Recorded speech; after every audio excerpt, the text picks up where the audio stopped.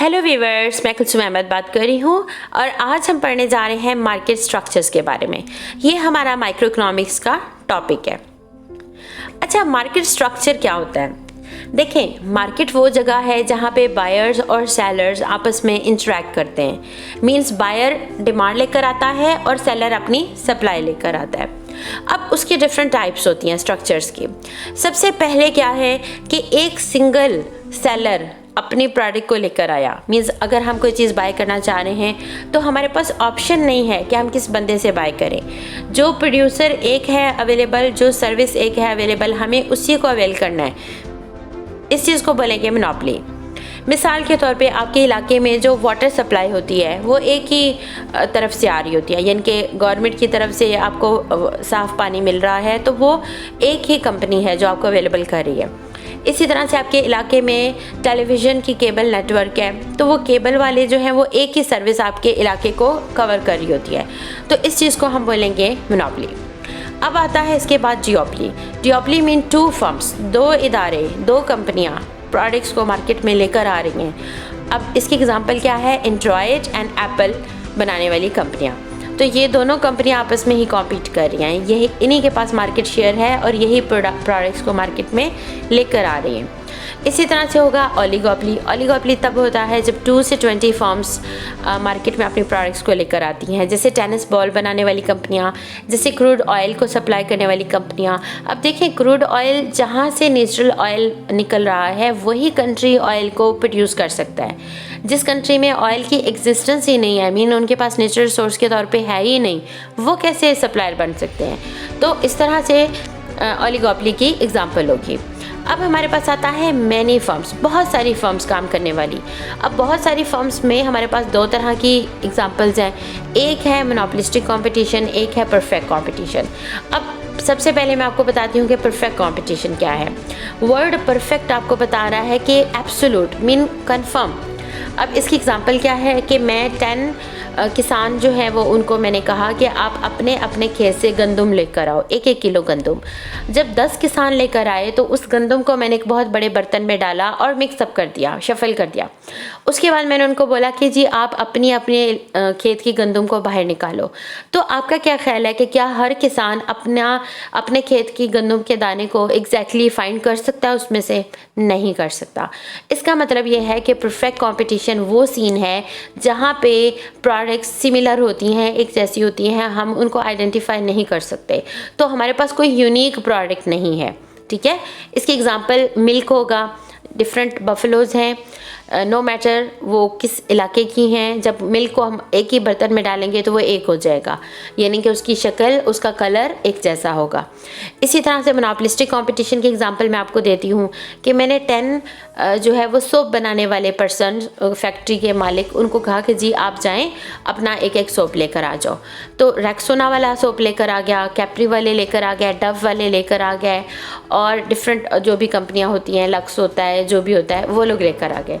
अब मैंने क्या किया कि उन सारे सोप्स को एक बर्तन में डाला और फिर उनको मिक्स करके फिर कहा कि आप अपना अपना सोप निकालें इसमें से।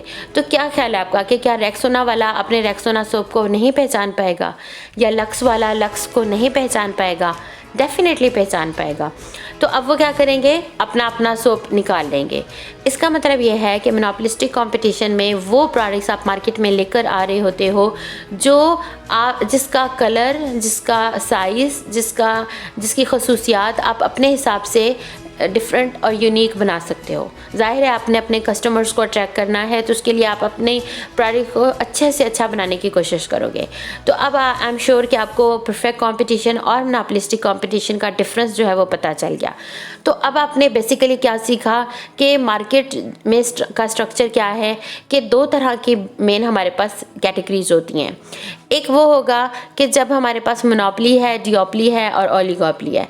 मीन एक फर्म कंपटीशन में है, 2 फर्म्स कंपटीशन में है, या 2 से 20 तक की कंपटीशन में है। तो ये जो सारी कैटेगरीज हैं वो एक साइड पे होगी। उसके बाद है नंबर ऑफ़ फर्म्स, ज़्यादा नंबर ऑफ़ फर्म्स का होना। वो हमारे पास 2 टाइप्स हैं, monopolistic competition and perfect competition. तो मेन जो कंपटीशन में है वो ये 2 तरह की टाइप्स हैं। अब आई एम श्योर कि आप क्लियर हो गए हो। अब पढ़ते हैं मोनोपोली के बारे में। मोनोपोली क्या है?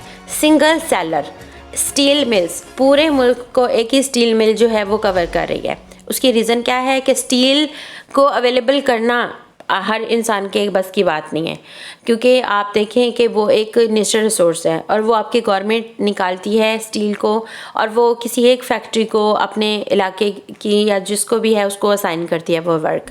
इसी तरह से बिजली बनाने वाले, ऐसा नहीं हो सकता कि आप कहें कि जी कल से जो है वो मैं पूरे मुल्क को बिजली सप्लाई करने वाला हूँ, ऐसा नहीं हो सकता, क्योंकि वो भी एक मेगा या ह्यूज फिक्स्ड कॉस्ट वाला एक बिज़नेस है जिसको हर पर्सन नहीं कर सकता। तो इसका कोई क्लोज सब्स्टिट्यूट नहीं होता। प्राइस मेकर ये खुद होते हैं, क्योंकि वो खुद ही इलेक्ट्रिसिटी प्रोड्यूस कर रहे हैं, तो उनको पता है कि हमारी कॉस्ट कितनी है, ठीक है। और उसके अलावा ब्लॉक एंट्री होती है, हर बंदा आकर बिजली प्रोड्यूस करने वाला नहीं बन सकता, या हर बंदा आकर स्टील प्रोड्यूस करने वाला नहीं बन सकता। तो ये सारी कैरेक्टरिस्टिक्स क्या होंगे, मोनोपोली के होंगे। अच्छा, उसके बाद है, इसके एग्जांपल्स में मैंने आपको बता दिया, आपके इलाके में टैप वाटर फैसिलिटी या आपके इलाके में बिजली, ये सारा क्या है, मोनोपोली है। स्टील मिल्स भी मोनोपोली है। अब आता है डिओपली, दो फर्म्स कंपटीशन में हों, जैसे स्मार्टफोन्स में कौन कौन कंपटीशन में है, एप्पल एंड एंड्रॉयड। इसी तरह से एयरबस एंड बोइंग जो है वो कंपटीशन में है। तो दो फर्म्स होंगी और आइडेंटिकल प्रोडक्ट्स होंगी और बैरियर्स टू एंट्री होगा, ठीक है। ये सारी सिचुएशन होगी डिओपली में। उसके बाद आता है ओलिगोपोली। ओलिगोपोली जैसे मैंने आपको बताया 2 से 20 फर्म्स हैं और वो कंपटीशन में हैं और वो होमोजीनियस प्रोडक्ट्स को प्रोड्यूस कर रही हैं।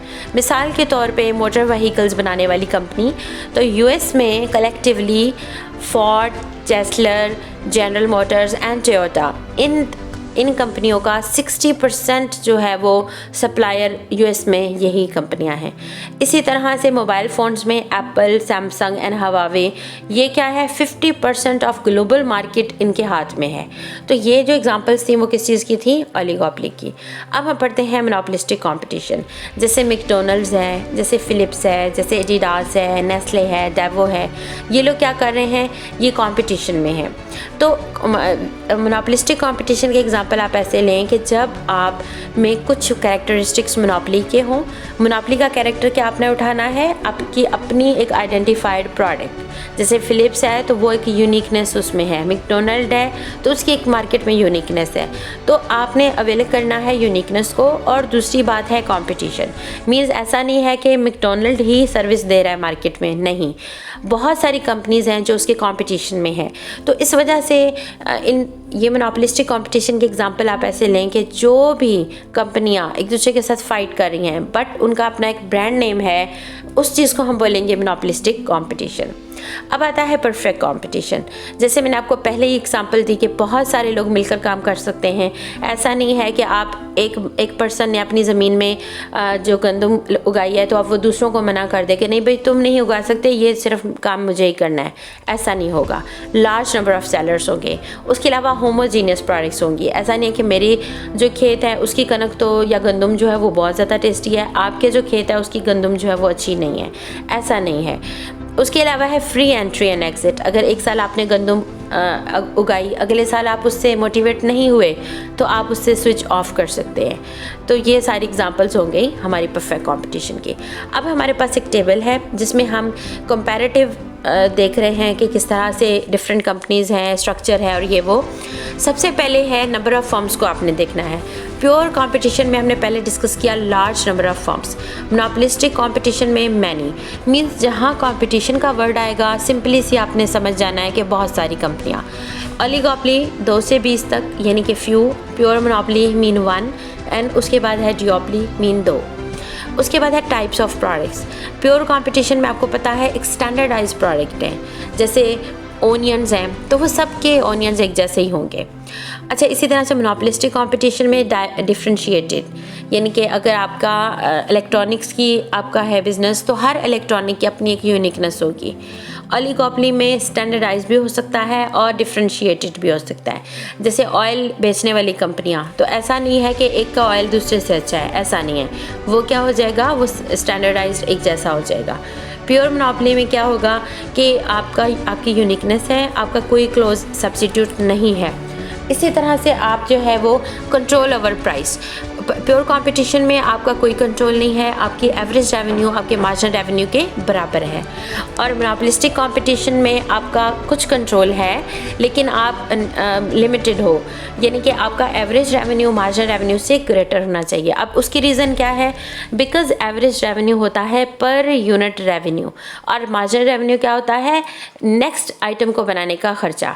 मीन्स अगर आपका फ़िलहाल पर यूनिट खर्चा है 10 रुपीज़ और अगर आप एक न्यू चीज़ बनाएं और उसके ऊपर आपका खर्चा हो रहा है 20 रुपीज़, तो जाहिर है आप 20 रुपीज़ को नहीं यूज़ करोगे, आप कहोगे कि मुझे 10 पे ही स्टॉप कर देना चाहिए। तो एवरेज रेवेन्यू हमेशा आपने मार्जिनल से ग्रेटर रखना है। ओलिगोपोली में भी सेम सिचुएशन होगी और प्योर मोनोपोली में भी आपने सेम चीज़ को फॉलो करना है। इसी तरह से conditions of entry, pure competition में जो आए जिसका दिल चाहे वो कारोबार में आ जाए। मोनोपोलिस्टिक कंपटीशन में इजी है बट आपको इन्वेस्टमेंट चाहिए होती है। ओलिगोपोली में बहुत मुश्किल होगा। ऐसे नहीं है कि आपके कंट्री में ऑयल रिजर्व्स ही नहीं है और आप कहो कि मैं तो ऑयल सप्लायर बनूंगा, नहीं। तो इस वजह से हम इसको बोलेंगे सिग्निफिकेंट ऑब्स्टिकल्स।